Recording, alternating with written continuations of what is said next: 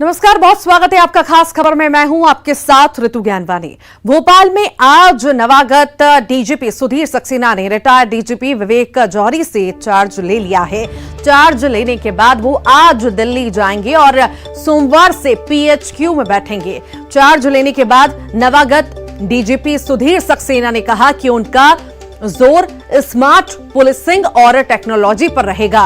इसी के साथ ही सामुदायिक पुलिसिंग के तहत आम जनता के हित में काम किया जाएगा और सरकार की प्राथमिकताओं के अनुसार पुलिस की भी प्राथमिकता रहेगी। और इसी के साथ ही उन्होंने कहा कि पुलिस को तकनीकी रूप से सक्षम करेंगे और पीएम मोदी की मंशा के अनुसार स्मार्ट पुलिसिंग पर काम करेंगे। उन्होंने सीएम शिवराज सिंह चौहान को धन्यवाद देने के साथ ही कहा कि 2 साल का विवेक जौहरी का कार्यालय सफलतापूर्वक रहा है।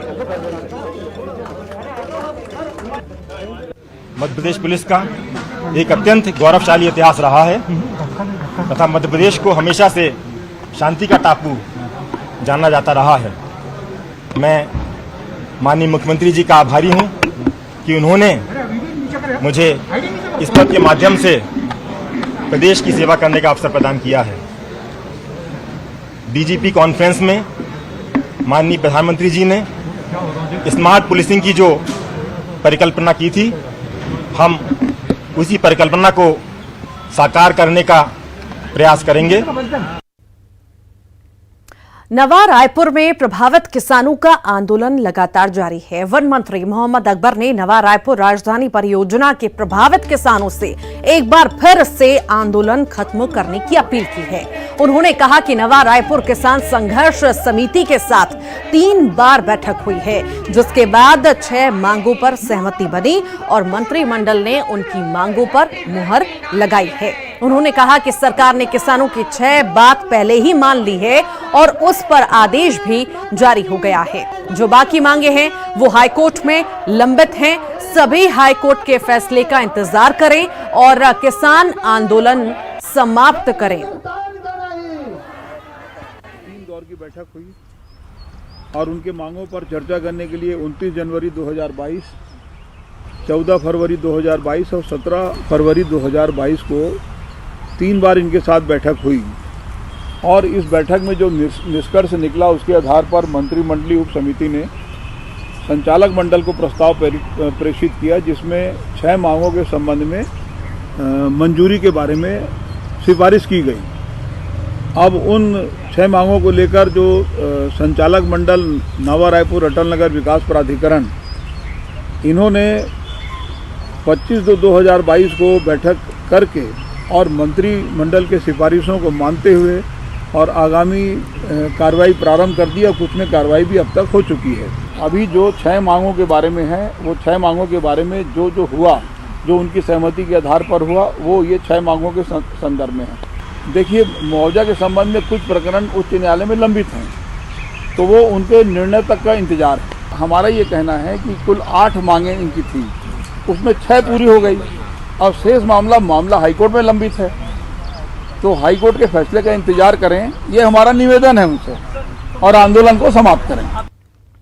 बीजेपी के राष्ट्रीय सह-संगठन मंत्री शिव प्रकाश और छत्तीसगढ़ प्रदेश प्रभारी डी पुरंदेश्वरी 2 दिवसीय दौरे पर रायपुर पहुंचे हैं। बीजेपी कार्यालय में प्रदेश महामंत्रियों के साथ बैठक हुई। कल शिव प्रकाश और डी पुरंदेश्वरी 10 बजे विधायकों की बैठक लेंगे। इसी के बाद 11:30 से 1:30 बजे तक सांसदों की बैठक होगी। 3 से 5 बजे तक कोर कमेटी की बैठक लेने के बाद दोनों नई दिल्ली के लिए रवाना होंगे। डी पुरंदेश्वरी का बस्तर दौरा फिलहाल टल गया है।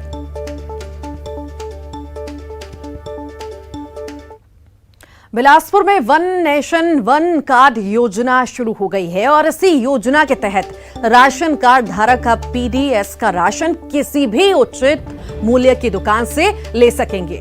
बिलासपुर में खाद्य विभाग ने दुकान संचालकों को इससे लेकर प्रशिक्षण दिया है, तो वहीं योजना को लेकर हितग्राही खुश हैं। इस योजना के तहत राशन कार्ड धारक नागरिक देश के किसी भी राशन की दुकान से राशन ले सकते हैं। राशन कार्ड 2 तरह के हैं। एक सीजीएफएस है, जो हमारे यहाँ छत्तीसगढ़ के लोगों को जो लाभ मिलता है उसमें दोनों शामिल हैं, और एक है जो राष्ट्रीय खाद्य सुरक्षा अधिनियम तक निर्मित राशन कार्ड है। एक अच्छी बात है कि हमारे जिले में APL कार्ड जो 73,000 है उनको हटा दें, लगभग 85% कवर करता है NFS राशन कार्ड। तो ये लोग कहीं बाहर जीने खाने, इस पलायन की समस्या जांजगीर जिले में और हमारे मस्तूरी बेल्ट में बहुत है, मुंगेली जिले में भी व्यापक रूप से है। तो ऐसे लोग, जैसे कोरोना समय हुआ था, तो ऐसे लोगों को दिक्कत नहीं पड़ेगा। ये लोग चाहेंगे तो ही राशन दुकान से यूपी, बिहार या तमिलनाडु जहाँ भी जाते हैं वहाँ से ले सकते हैं। एक तो सब में बहुत बढ़िया योजना है ये। मेरा राशन कार्ड पहले कुदूडन में था और मैं यहाँ लेने आया और 5 मिनट नहीं लगा, मेरे को यहाँ से राशन मिल गया। क्या मानते हैं, कैसी है ये योजना? तो मेरे हिसाब से बहुत बढ़िया है शासन की। एक मां ने पति से बेटी को मुक्त कराने के लिए हाईकोर्ट में बंदी प्रत्यक्षीकरण याचिका लगाई है। सभी पक्ष को सुनने के बाद कोर्ट ने अपना फैसला सुरक्षित रख लिया है। रायपुर की रहने वाली खुशबू की शादी गुजरात में रहने वाले निशिर से 2011 में हुई थी। 5 साल के बाद पति पत्नी अलग हो गए। दोनों के 2 बच्चे हैं। आपसी सहमति के बाद मां के साथ बेटा जबकि पिता के साथ बेटी रह रही थी। माता पिता ने बच्चों से मुलाकात के लिए 15 दिन का वक्त भी लिया, लेकिन पिछले 6 महीने से बच्ची से मां को मिलने नहीं दिया जा रहा था। इसे लेकर मां ने हाईकोर्ट का दरवाजा खटखटाया। अब इस मामले में कभी भी फैसला आ सकता है।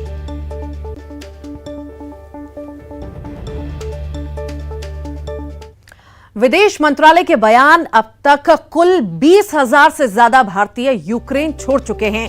MEA पिछले 24 घंटों में 18 उड़ानों से 4,000 भारतीय देश लौट चुके हैं। MEA का यह दावा है। अगले 24 घंटे में 16 उड़ानें तय हैं। यूक्रेन के सूमो में हालात को लेकर चिंतित हैं। करीब 300 भारतीय नागरिक खार्किव में हैं। 700 से ज्यादा भारतीय सूमे में हैं। हम सभी विकल्पों पर विचार कर रहे हैं, ऐसा MEA का कहना है।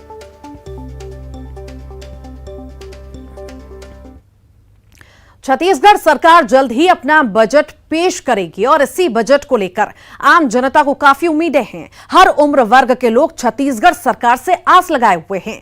न्यूज 18 की टीम ने बजट को लेकर शहर के कुछ युवाओं से उनकी प्रतिक्रिया ली और ये जानने का प्रयास किया कि वो बजट को लेकर कितनी उम्मीद लगाए बैठे हैं। देखिए आप भी।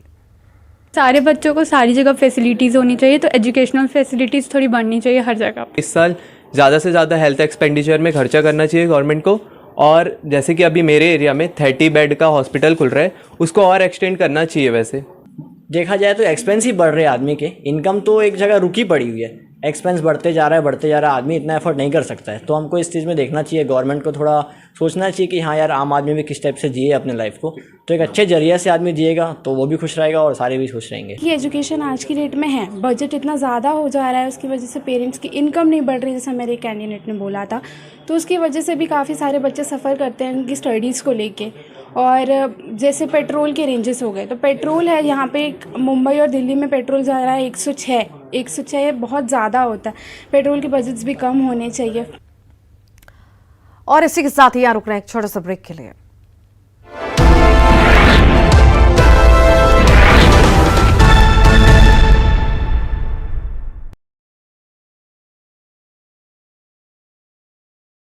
एमपी कांग्रेस की नजर अब ग्रामीण वोटर्स पर। ग्रामीण वोटर्स को साधने की तैयारी में कांग्रेस। कमलनाथ ने पंचायती राज प्रकोष्ठ को किया सक्रिय।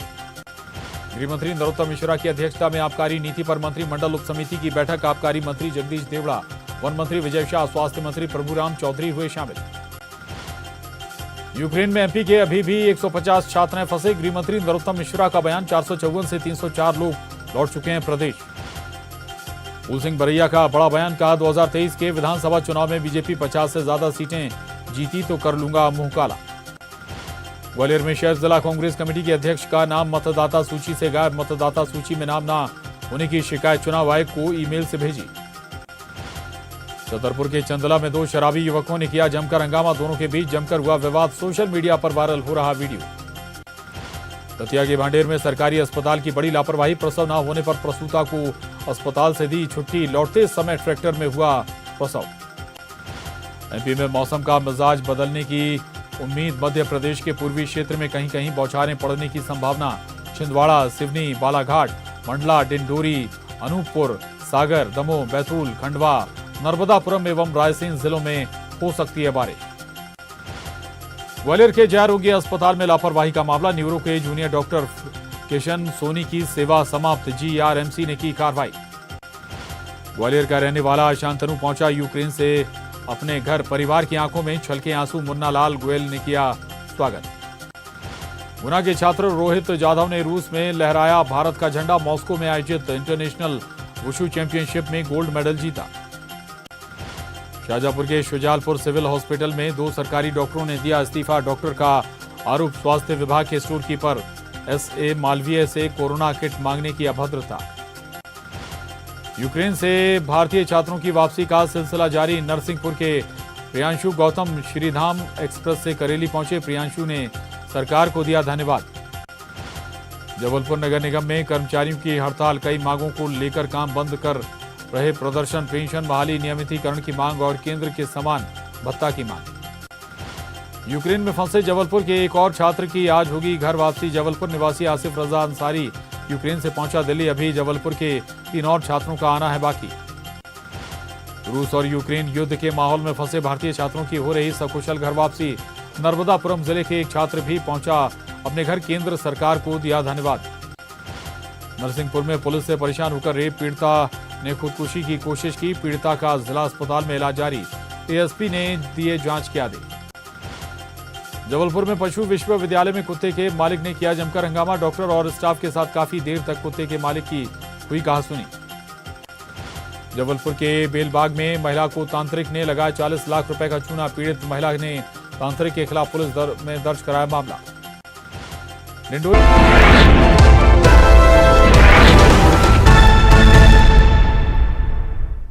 एक बार फिर स्वागत है। ब्रेक के बाद बात करेंगे बलौदाबाजार की, जहां पर वकीलों ने बाइक रैली निकाली और राजस्व न्यायालयों में भ्रष्टाचार का विरोध किया।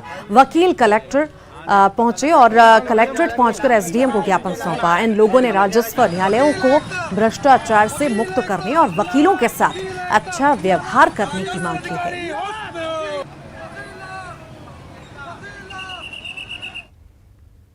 कांकेर की जीवनदायिनी माने जाने वाली दूध नदी का कचरे की वजह से अस्तित्व खतरे में पड़ गया है।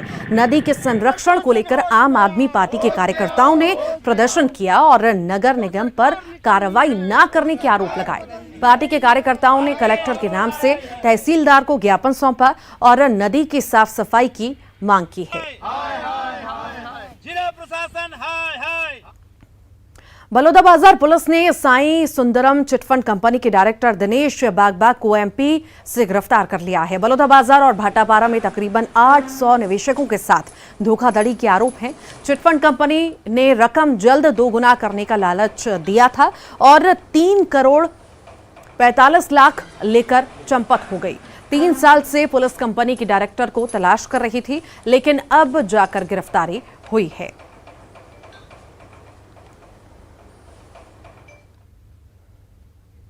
यहां रुक रहे हैं ब्रेक के लिए।